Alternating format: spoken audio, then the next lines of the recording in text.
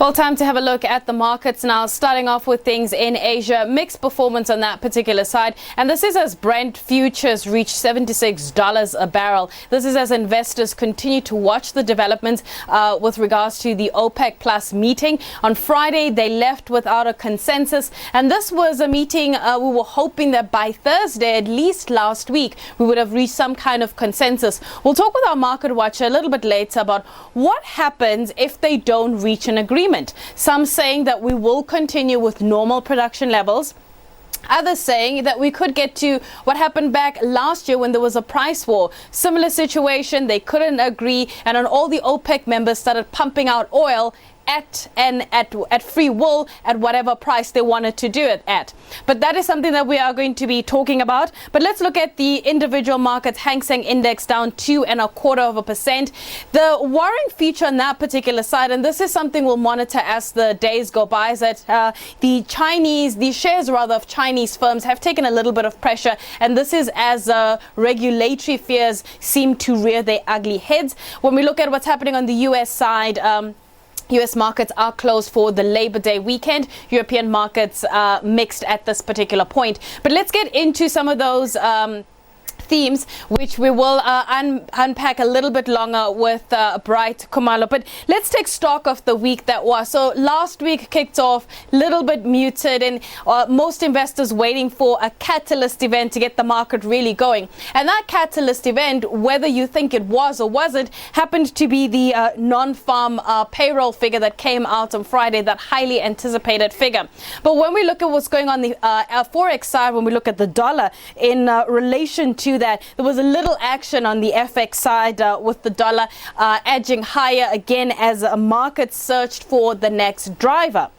But looking at the United States, and these are some of the themes, again, we're going to continue to unpack. S&P 500 and the NASDAQ hitting a record high early last week. And as we move on, everybody was looking at the trade of the week, which happened to be oil. But let's talk a little bit more about some of those themes coming in from last week into this week. And to do that, we're joined by Bright Khumalo, who's from Vestec Asset Management. Bright, thank you so much for your time. Let's talk about the JSE performance so far. What do you make of it?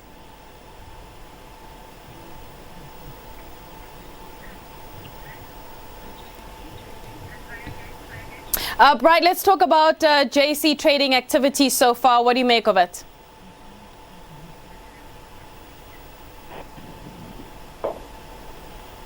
Okay, I'm connected now.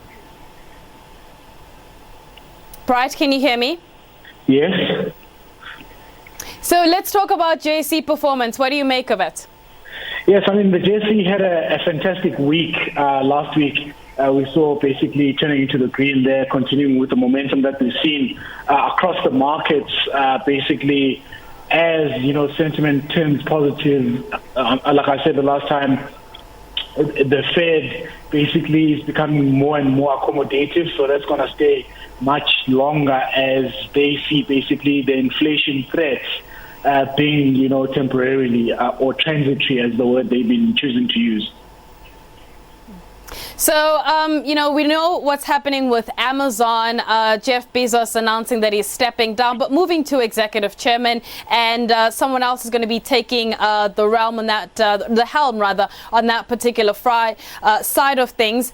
Let's talk about what's next for Jeff Bezos and this mammoth of a company he's built so far. Look, you're quite right.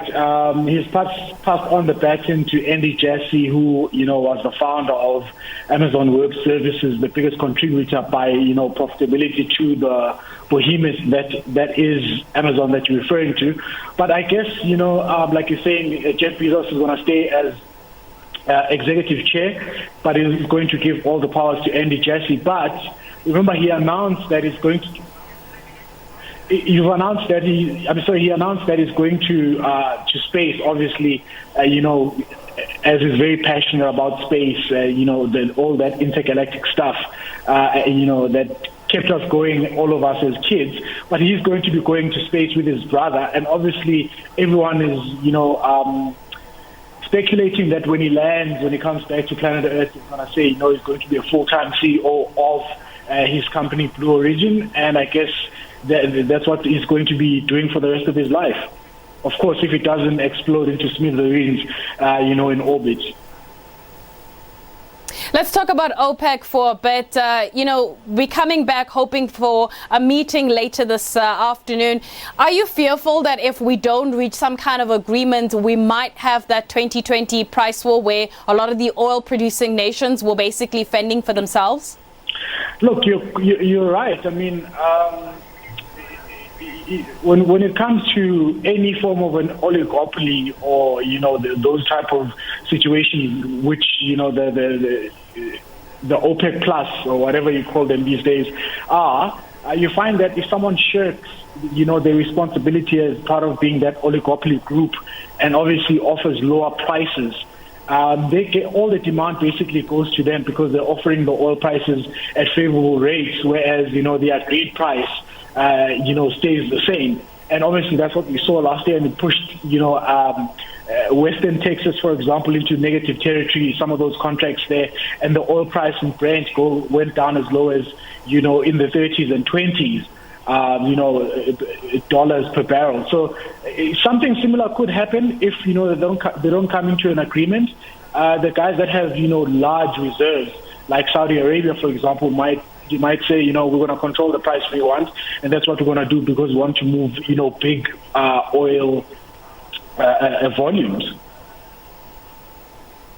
All right, Bright. I was going to ask you a question talking about events that are going to be at least keeping the market interested, but we may not have enough time for that. But just as a quick overview, and these are events we will touch on. We mentioned that OPEC meeting later for today. We also have the FOMC minutes that we are expecting on Wednesday, U.S. initial jobless claims on Thursday, and of course, what everyone was talking about over the past few weeks, G20 meeting on global minimum tax. Will keep you abreast of all of those news and events coverage as they play out throughout the week. That's it from me. Back to you in studio after this short break.